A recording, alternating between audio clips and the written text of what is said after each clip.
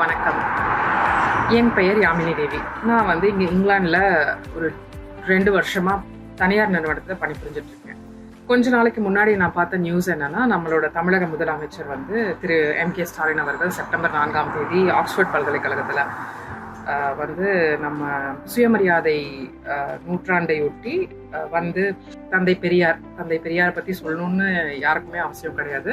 ஏன்னா இந்த சுயமரியாதை இயக்கத்தோட முழு சோர்ஸே தந்தை பெரியார் கிட்ட இருந்து வந்த ஒரு விஷயம்தான். அவரோட திருவுருவ படத்தை வெளியிடுறாரு அப்படிங்கிறது ரொம்ப ரொம்ப ஒரு மன நிறைவான ஒரு விஷயமா இருக்கு.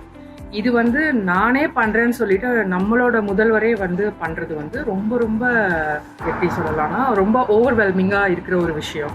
அந்த சமத்துவம்ன்ற ஒரு விஷயம் வந்ததுனால மட்டும்தான் இன்னைக்கு நாங்கெல்லாம் இங்க இருக்கோம். இல்லைன்னா இன்னுமே வீட்டுக்குள்ளேயே தான் முடங்கி இருந்திருக்கோம். இந்த ஒரு தருணத்துல நம்மளோட முதல்வர் அவரோட பெரியாரின் கோட்பாடுகளுக்கு ஏற்ப வாழ்ற ஒருத்தர் இந்த நிகழ்ச்சியை சிறப்பிக்கிறது, அதுவும் இங்கிலாந்துல. ஏன்னா இங்கிலாந்துல கொஞ்ச நாளைக்கு முன்னாடி வரலையும் இந்த காலை உணவு திட்டம்ன்றது ஒண்ணு இல்லாம இருந்தது. நம்ம நாட்டை பார்த்துதான் ஓகே நம்மளும் நம்மளோட நாட்டுல கொண்டு வரணும். ஏன்னா அதனால நிறைய பேருக்கு கல்வி கிடைக்க ஆரம்பிக்குது. சாப்பாட்டுக்காக ஸ்கூலுக்கு போனவங்க நிறைய பேர் இருக்காங்க. நமக்கு எல்லாருக்குமே நிறைய பேருக்கு தெரியும். எத்தனை பேர் பார்த்திருக்கல அப்படிங்கிறது 2வது விஷயம். பட் இதை தாண்டி நம்மளோட தமிழக அரசோட கோட்பாடுகள், அதனோட பிரதிநிதிகள், அவங்களோட ஸ்ட்ரக்சர்ஸ் எல்லாம் வெளிநாட்டவர்களும் ஃபாலோ பண்றாங்க.